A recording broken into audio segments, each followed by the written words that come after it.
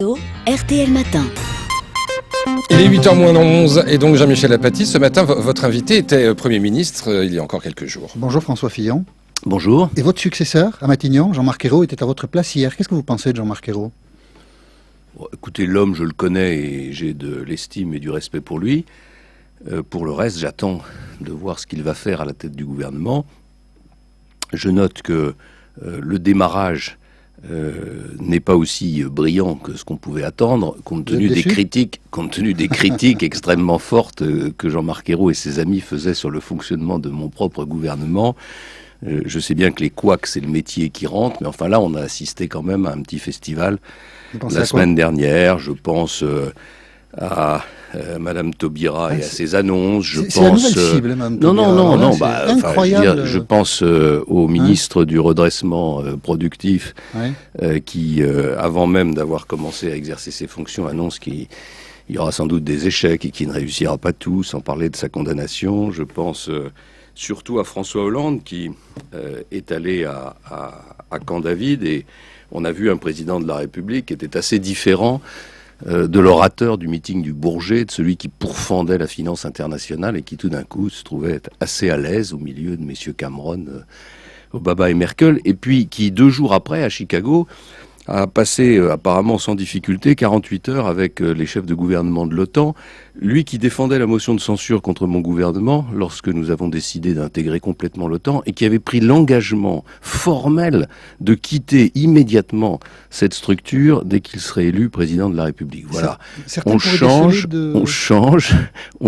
mais surtout ça signifie qu'il y a eu beaucoup de postures, il y a eu beaucoup d'impostures pendant toute cette campagne. On n'est jamais... il y a toujours de l'amertume quand on a perdu, et surtout quand on a perdu sur un score aussi étroit que celui qui a été à l'occasion des élections présidentielles, et après une campagne qui a quand même été essentiellement une campagne contre le président de la République, où l'anti-sarkozysme a complètement dissimulé la réalité de la situation économique et financière qui était évoquée à l'instant, et qui est grave pour l'Europe et qui est grave pour la France. Un mot sur Arnaud Montebourg, avant d'en venir à l'UMP, François Fillon. Arnaud Montebourg, vous l'avez dit au détour de votre phrase, a été condamné à un euro symbolique. Certains de vos amis demandent sa démission, parce que François Hollande avait dit « Personne condamnée, je ne m'entourerai pas de personnes condamnées ». Bon, c'est une décision qui revient au Premier ministre, mais là encore, je note que s'il s'agissait d'un ministre de mon gouvernement, on aurait toute la gauche assez basque pour demander sa démission. La gauche demandait la démission de ministres de mon gouvernement qui n'ont jamais été condamnés. J'ajoute que s'agissant d'Arnaud Montebourg, il y a un sujet particulier, c'est qu'il est condamné pour quoi ? Il est condamné pour avoir insulté des chefs d'entreprise, les responsables de Sifrance, qu'il avait traité d'escrocs, alors qu'en réalité les escrocs c'était les syndicalistes certains syndicalistes qui avaient engagé le coulage de cette entreprise. Bon, c'est pas un très bon départ pour le ministre qui est chargé de l'industrie de démarrer sur une posture comme celle-là. Vous venez de donner une interview au Figaro Magazine, François Fillon, qui fait beaucoup parler. À la question « La droite peut-elle gagner les élections législatives ?» vous répondez « Bien évidemment ». Bien évidemment, c'est les urnes qui le diront, vous avez tout à fait raison. Si la droite gagne, vous redevenez Premier ministre ? Non, pas du tout. Il y a une Vous n'êtes pas candidat à ce poste-là ? Non, c'est pas ça la question. Il y a une constitution qui est très claire. Et je me souviens de François Mitterrand qui avait dit, je crois que c'est en 86, toute la Constitution, rien que la Constitution. La Constitution, elle prévoit qu'il y a un président de la République qui est élu au suffrage universel et qui a une très forte légitimité.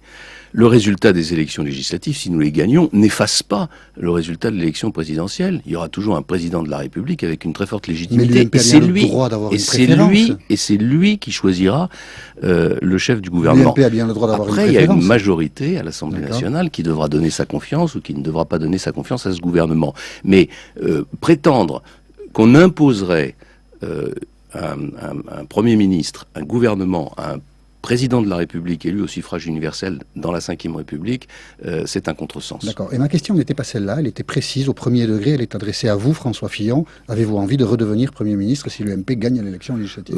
Franchement, je me poserai cette question si elle se pose le moment venu. Pour l'instant, je suis engagé dans la bataille Il est possible que vous redeveniez Premier ministre ? Enfin, non, je veux dire, ça semble assez peu probable, compte tenu du fait que j'ai passé 5 ans à ce poste. Mais je ne veux pas rentrer dans le jeu qui consisterait à faire des plans sur la comète et à désigner un Premier ministre avant d'avoir gagné les élections législatives et avant de savoir ce que le Président de la République en pense. Dans cette interview au Figaro Magazine, vous dites aussi, je vous cite François Fillon, que depuis le départ de Nicolas Sarkozy, il n'y a plus à l'UMP de leader naturel, donc il y aura une compétition, ajoutez-vous, qui n'est pas une division, et vous pensez à la présidence de l'UMP à l'automne. Jean-François Copé a très mal ressenti ces phrases. J'invite tous mes amis, a-t-il dit, toutes générations confondues, ça c'est pas très sympa, toutes générations confondues, à ne se mobiliser que dans la perspective des élections législatives. Est-ce que vous n'avez pas commis une faute, François Fillon, en déclarant un peu tôt la guerre à Jean-François Copé? Écoutez, quelle hypocrisie, enfin, c'est une évidence que le départ de Nicolas Sarkozy laisse l'UMP sans leader naturel. Nicolas Sarkozy manque à l'UMP, c'est lui qui a très largement construit le succès de cette formation politique et il y a un vide depuis son départ que personne ne peut nier. Et donc je n'ai fait que constater une évidence. Et deuxièmement, mais il est jamais trop tôt pour constater des évidences, Monsieur Apathy. Deuxièmement, j'ai indiqué, je pense que c'est rassurant dans le cadre des élections législatives pour tous nos électeurs et pour tous nos militants, j'ai rappelé qu'il y avait des structures, des statuts, que nous avions une organisation, des institutions internes à notre formation politique qui allaient permettre de résoudre cette question dans la démocratie. J'entends parler de guerre ce matin, guerre de chef. Il n'y a pas de guerre, d'ailleurs c'est jamais mon vocabulaire. C'est agressif vis-à-vis de Jean-François Copé, vous le comprenez bien. C'est lui qui mène la campagne législative et vous dites, il y a pas de leader. Non, pardon. La campagne législative est menée de manière collective. Nous l'avons décidé ensemble, et si nous l'avons décidé ensemble... Vous parlez vous-même d'hypocrisie, ça n'existe pas. Une campagne de manière elle est menée de façon collective et je peux vous dire que physiquement j'en sais quelque chose puisqu'on se réunit de façon très régulière pour le faire. Et si on a décidé de mener cette campagne de façon collective, c'est bien parce que il y a un vide créé par le départ de Nicolas Sarkozy. Jean-François Copé est secrétaire général de l'UMP. Il fait parfaitement son travail. Mais il ne remplit pas ce vide. Mais il ne peut pas prétendre être le leader de cette formation politique sans qu'il y ait eu un débat démocratique, sans que les militants soient prononcés. C'est comme ça que pourra émerger à la fois une ligne politique après les élections présidentielles et les élections législatives et une équipe. Il n'y a rien d'agressif dans tout ça. Ça n'a rien à voir avec la guerre, ça a à voir avec une chose qui s'appelle la démocratie. La démocratie. Et donc vous dites, stop à l'hypocrisie. Vous serez candidat à la présidence de l'UMP. J'ai dit que, personne ne peut imaginer que je ne participe pas de façon active à ce débat démocratique. Et il faut entendre, je suis candidat. Mais on verra ça le moment venu. C'est pas du tout ce que j'ai dit. J'ai dit que je serais très actif dans ce débat avec beaucoup d'autres. C'est ce que tout le monde entend. Écoutez, c'est... François Fillon, 2 points, je suis candidat à la présidence de l'UMP. C'est Jean-Michel Apathy qui parle, c'est pas François Fillon. Vous avez des nouvelles de Nicolas Sarkozy? Oui, je l'ai eu au téléphone. Il est en bonne santé et il se repose. François Fillon, qui est candidat à la présidence de l'UMP, peut-être, on verra. Ça, c'est vous qui l'avez dit quand même. C'était l'invité d'RTL ce matin. Merci Jean-Michel.